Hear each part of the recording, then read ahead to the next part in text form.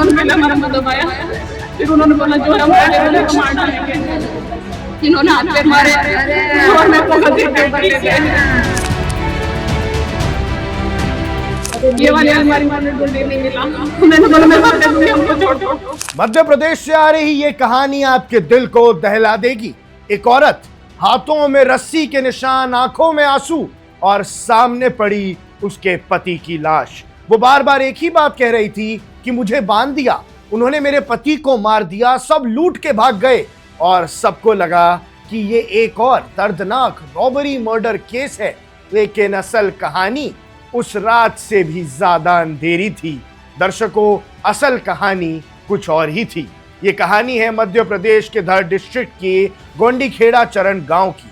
दर्शकों, 7 और 8 अप्रैल 2026 की रात को देवकृष्ण पुरोहित एक सिंपल चिली मर्चेंट अपने घर में था और उसकी धर्मपत्नी प्रियंका पुरोहित सिर्फ 27 साल की थी और वो भी घर पर मौजूद थी। सुबह होते ही गांव में हंगामा मच गया क्योंकि देवकृष्ण की लाश घर के अंदर ही मिली और प्रियंका बंधी हुई थी, शौक में रोती हुई, और एक पूरा नाटक रचा गया। पुलिस आती है और प्रियंका फिर अपनी कहानी सुनाती है। आप भी एक बार कहानी सुनिए। उन्होंने पहले हमारा मुंह दबाया, फिर उन्होंने बोला जो है हम पहले दोनों को मार डालेंगे।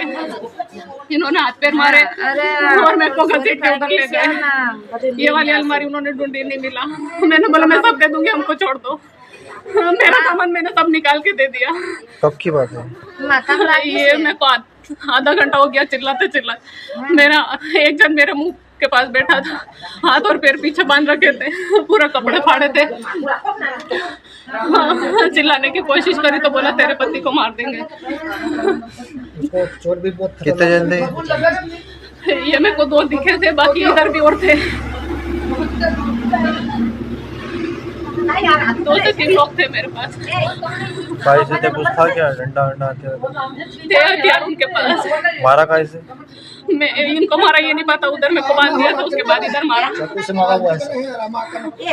वो इधर कब मारा मेरे को तो। फिर उन्होंने बताया कि 3-4 आदमी रात को घुसे, मुझे बांध दिया, मेरे पति को मार दिया और ज्वेलरी, कैश सब लूट के ले गए।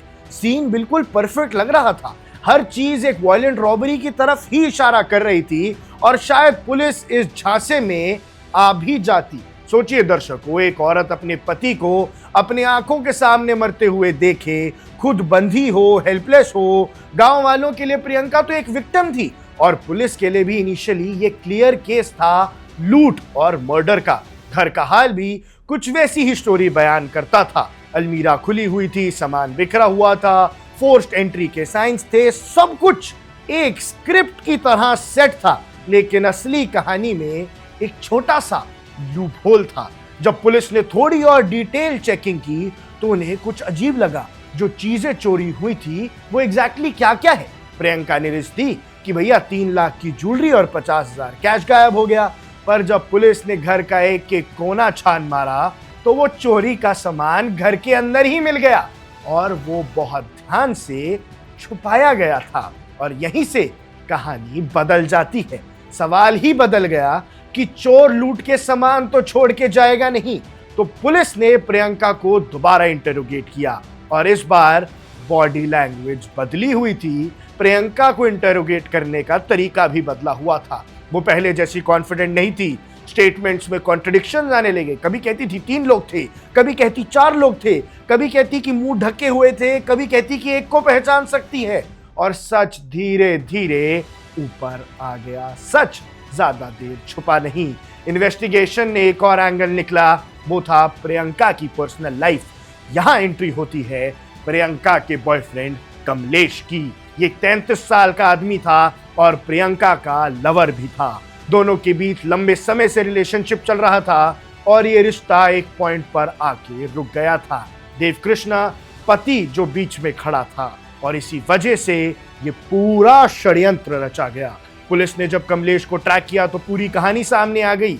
ये कोई रैंडम रॉबरी नहीं थी, ये एक प्लान्ड एग्जीक्यूशन था।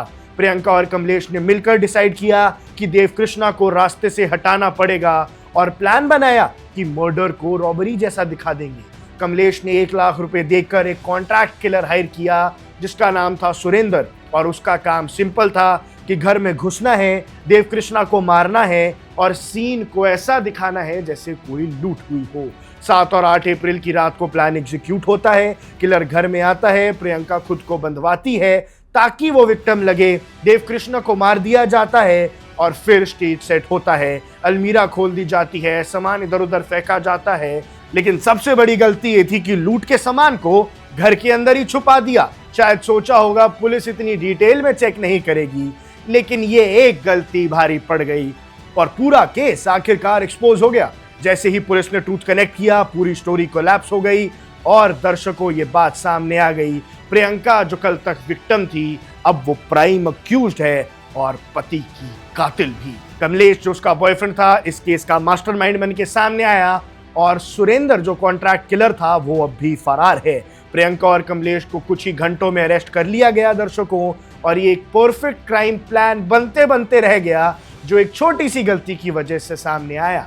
एक पति जिसने अपनी ही वाइफ ने मरवा दिया, एक लव स्टोरी जो मर्डर कॉन्स्पिरेसी में बदल गई, और एक इश्क जिसने 3 जिंदगियां तबाह कर दी, और एक एक्टिंग जो शुरू में सबको कन्विंस कर गई, गांव वालों को यकीन दिला गई, लेकिन सच के सामने झूठ टिक नहीं पाया। आप देख रहे हैं वन इंडिया, और जो भी आपकी राय है कमेंट सेक्शन में जरूर बताइएगा। मैं हूं आकर्ष Kaushik. Subscribe to One India and never miss an update. Download the One India app now.